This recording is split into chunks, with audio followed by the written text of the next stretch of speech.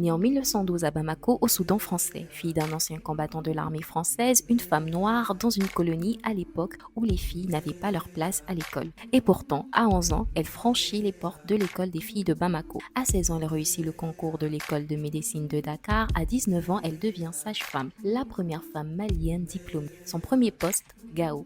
Loin de tout, mais c'est là qu'elle découvre sa force. Elle soigne, elle écoute et elle voit aussi les injustices. Les femmes sont droits, les familles sont voix. Alors elle s'engage, elle milite. En 1946, elle rejoint l'USRDA. En 1950, elle est mutée à nouveau à Gao et renonce à la nationalité française. Elle joue un rôle dans les élections de 1951. Puis elle est mutée à nouveau Bignona, Nara et enfin Kati, où elle crée des réseaux féminins et fonde le mouvement intersyndical féminin. En 1958, elle devient la seule femme au bureau politique de l'USRDA. En 1959, elle est élue députée à Sikasso, la première femme malienne à siéger à l'Assemblée. En 1962, elle participe à l'élaboration du Code du mariage et de la tutelle. Elle défend les droits des femmes, des enfants, des familles.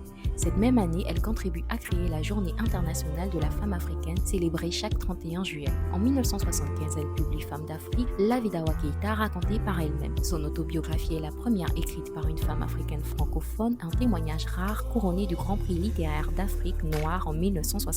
Awa Keïta s'éteint le 7 mai 1980 à Bamako, après des années d'exil forcé à la suite du coup d'État de 1968 qui avait renversé Modibo Keïta, son camarade de parti. Elle a ouvert la voie et prouvé qu'une femme pouvait changer l'histoire comme une grande.